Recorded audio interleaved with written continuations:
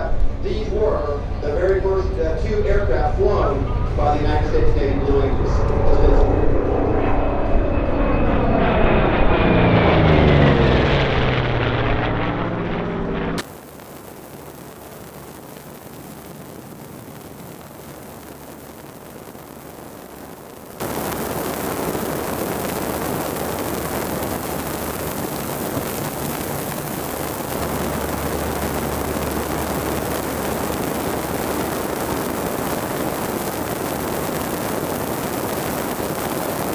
From the right, Hellcat Bearcat Parade.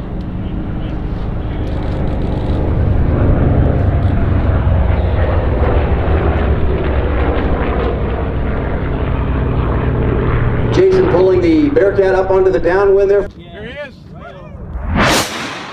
It's my ambition to fly this plane, a Spitfire. For me, it's the golden airplane.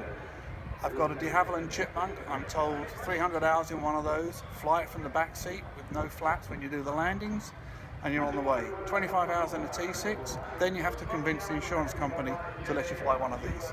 But just sitting in it is a buzz, because I can start to do some cockpit familiarization right now.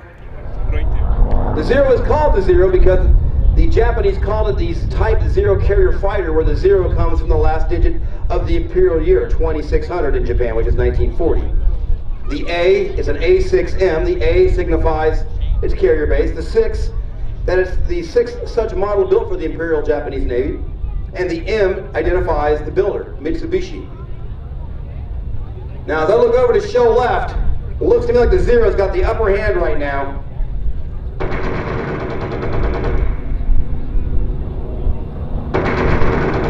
The Zero gained instant fame and fear early in the war for its incredible maneuverability and long range. Keep in mind, before the war, the Japanese were fighting with the Chinese. There were fighter pilots who were extremely experienced combat fighter pilots.